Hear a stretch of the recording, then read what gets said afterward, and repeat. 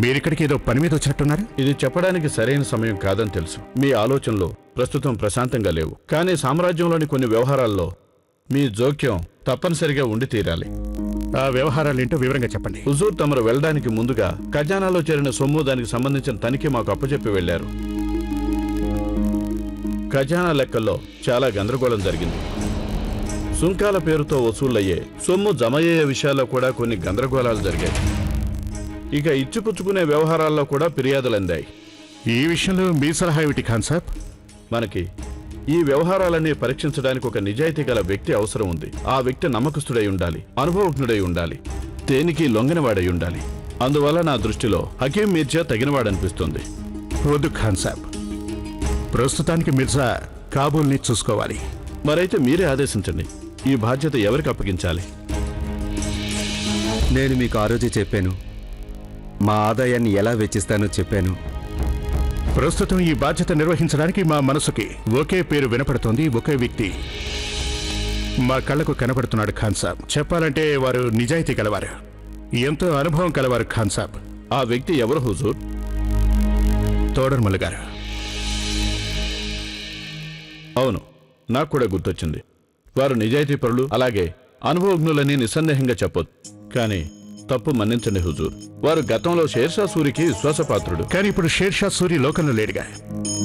ఇక విశ్వాసపాత్రత అనేది తోడర్మల్లు లాంటి వారికి సహజ స్వభావం ఖాన్ సాబ్. ఎవరి వద్ద పనిచేసినా సరే మీకు జ్ఞాపకం ఉండే ఉంటుంది. వారు స్వర్గస్థులైన బాద్షా హుమయూన్కి సహాయం చేసిన సంఘటన. తర్వాత వారు మాకు కూడా సాయం చేశారు, అది మీ కళ్ళారా చూశాం. అంతేగాక జమా ఖర్చులు చేయటంలో వారికి సమర్థత ఉంది. తోడర్మల్ గారు ఉంటే సామ్రాజ్యానికి అది ఎంతో లాభకరం అవుతుంది.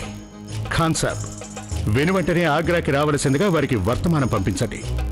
మేం వారిని సామ్రాజ్యపు అధికారుల్లో ఒకరిగా నియమించదలిచాం. అలాగే చేస్తాను షహీన్షా.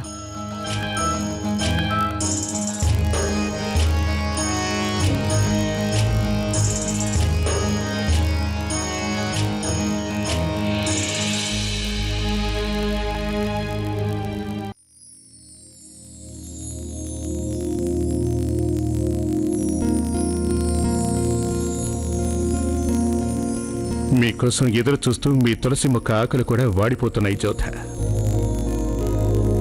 మా కోసం కాకపోయినా కనీసం ఈ తులసి కోసమైనా తిరిగి వచ్చేయండి.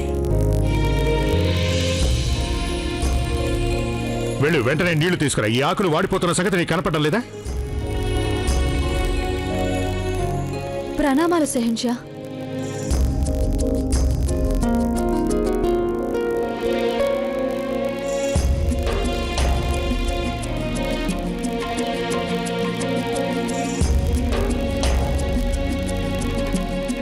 ఓం భూర్భువస్వః తత్సవితుర్వరేణ్యం భర్గో దేవస్య ధీమహి ధియో యో న ప్రచోదయాత్. ఓం భూర్భువస్వః తత్సవితుర్వరేణ్యం భర్గో దేవస్య ధీమహి ధియో యో న ప్రచోదయాత్. ధియో యో నః ప్రచోదయాత్.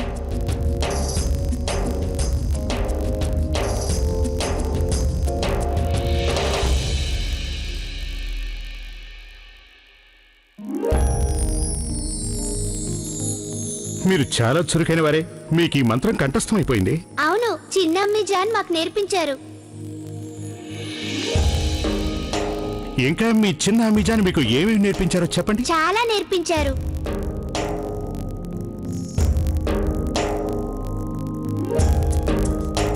ఇప్పుడు చెప్పండి రారాజా, ఇంకా ఏమేమి నేర్పించారు మీ చిన్న అమ్మిజాన్? రామాయణం, మహాభారతం, అర్జునుడి కథ, భీముడి కథ, ఇంకా కర్ణుడి కథ చెప్పారు. ఎందుకు ఎవరు వాళ్ళంతా? అరే, మీకెవి కూడా తెలీదా? ఇంత పెద్దవారే ఉంటే కూడా ఆ మాత్రం తెలీదా? ఇవన్నీ మహాభారతంలోని కథలు.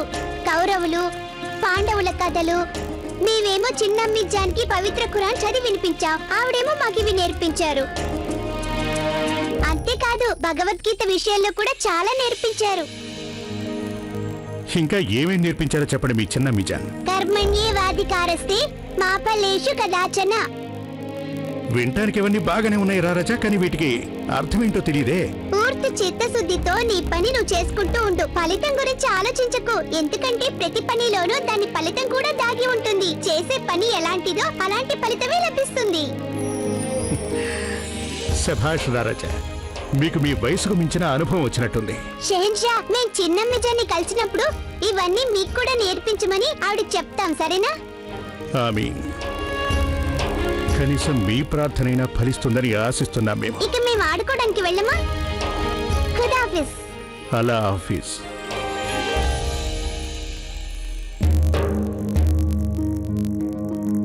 మీరు చెప్పింది నిజమే జోధా బేగం.